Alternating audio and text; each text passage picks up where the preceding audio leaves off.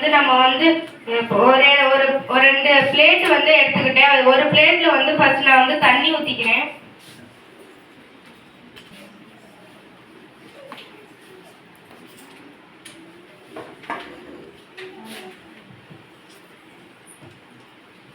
இன்னொரு பிளேட்ல வந்து நான் வந்து பால் வந்து ஊற்றிக்கிறேன்.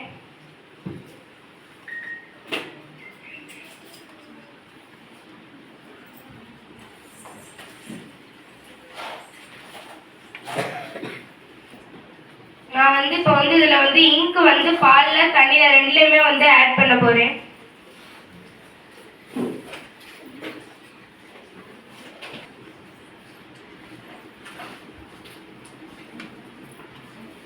இப்போ நான் வந்து கொஞ்சம் சோப் ஆயில் வந்து எடுத்துக்கிட்டேன். அதை வந்து தண்ணியிலையும் வந்து பால்லையும் வந்து வைக்க போறேன்.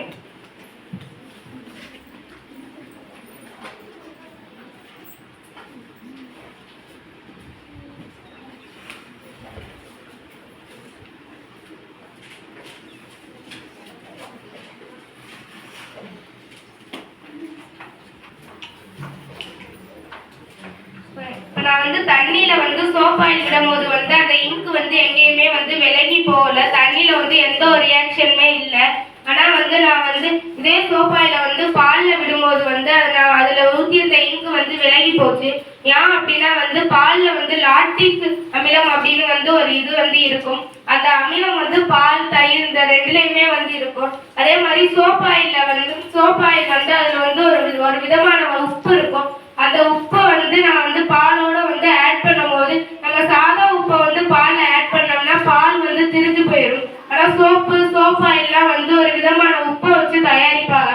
அந்த உப்பை வந்து நான் வந்து பாலோட வந்து கலக்கும் போது வந்து அது வழியா வந்து பால்ல உள்ள லாக்டிக் அமிலம் வந்து விலகி போறதுனால வந்து இந்த மாதிரி வந்து அந்த இங்கும் வந்து விலகி போச்சு. நன்றி, வணக்கம்.